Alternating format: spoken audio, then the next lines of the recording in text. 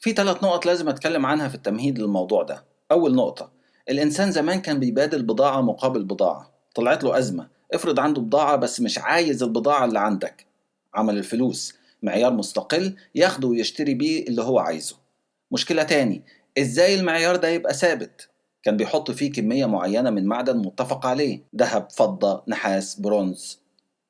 وكان برضه في غش. الجبرتي حكي في كتابه عن التلاعب في أوزان معادن الفلوس أيام المماليك. خلي بالك، ده نفس فكرة التلاعب في قيمة العملة حاليا. الفرق إن التلاعب زمان في قيمة المعدن اللي موجود فيها، ودلوقتي التلاعب في قيمة الدولار اللي موجود فيها. ليه الدولار؟ ده تاني نقطة. مع التجارة العالمية بقى الذهب هو المعيار العالمي للعملات. بالبلدي كده القيمة العالمية للعملة تساوي وزن الذهب اللي تقدر تشتريه. بس الكلام ده كان فيه عيوب. بعد الحرب العالمية التانية اجتمع قادة اقتصاديين من أكتر من 40 دولة علشان يحطوا نظام اقتصادي عالمي جديد. الاجتماع ده كان في بلد في أمريكا اسمها بريتون وودز. التفاصيل ما تهمناش غير اني اقول ان واحد من اشهر الاقتصاديين في العالم، الارستقراطي البريطاني جون مينارد كينز، طرح فكرة عملة عالمية اسمها بانكور. لكن مسؤول مغمور في وزارة الخزانة الأمريكية اسمه هاري ديكستر وايت تغلب عليه في الدهاء ونجح إنه يخلي الدولار هو العملة العالمية. الغريب إن ديكستر وايت أدين لاحقا بالتخابر مع الاتحاد السوفيتي، بس ده مش موضوعنا. ممكن تقرأ عن الصراع ده في كتاب اسمه The Battle of Bretton Woods أو معركة بريتون وودز. اللي يهمنا إن أي عملة في العالم بقت تقيم بالدولار كمعيار عالمي. يعني بالبلدي برضو عملتك تساوي كمية الدولارات اللي تقدر تشتريها، ومعناه إن أي تلاعب في ده يشبه التلاعب في وزن المعدن الموجود جوه العملة. تالت نقطة، في نوعين من التلاعب في المعيار ده. نوع بتعمله بعض المجتمعات النشطة، الدول اللي عندها حجم ومنتجات كبير للتصدير، دي بترخص عملتها علشان تديها ميزة تنافسية في السوق العالمي. الخناقة بين أمريكا والصين مشهورة في النقطة دي. النوع التاني بقى هو المجتمعات اللي بعافية شوية، دي بتزود قيمة عملتها، يعني بتقول للعالم أنا عملتي بدولار بس إحنا عايزينكم تدفعوا فيها 2 دولار. طيب يا سيدي ندفع لك فيها 2 دولار بشرط إني لو رحت البنك عندك واديتك العملة بتاعتك تديها لي برضو ب2 دولار. تقدر؟ طبعا مش هيقدر، ما هو مش بيصدر منتجات كفاية تخليه يلم دولارات من العالم يوفي بيها الطلب المحلي.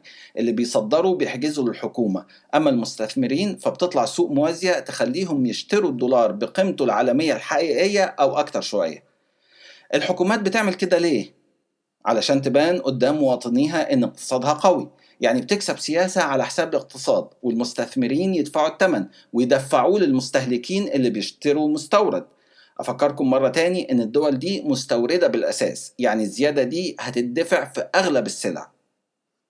بكده أكون جاوبت على نص السؤال الأساسي، هل قرار التعويم كان صح ولا غلط؟ الإجابة التعويم هو الحالة الطبيعية وهو لازم اقتصاديا، إنما إجابة النص التاني من السؤال هتقولك إيه المشكلة في الحالة المصرية. النص التاني سياسي، احنا اتأخرنا جدا في قرار التعويم. على فكرة دي حاجة مش سهلة، ده أدى لمشاكل كبيرة جدا وهقولك ليه. أولا التأخر في قرار التعويم جه في فترة العملة الصعبة مش متوفرة فيها، مفيش سياحة ومفيش تصدير. ده أدى لسوق موازية عنيفة، الفرق بين سعر العملة فيها وبين سعرها في البنك وصل الضعف وأكتر. معنى كده إنك بتخسر المستثمرين. مش كده وبس، طول فترة التأخر ما خدتش أي إجراءات تشجع الاستثمار. حتى قانون الاستثمار ما طلعش، المستثمرين ما سمعوش غير وعود كلامية.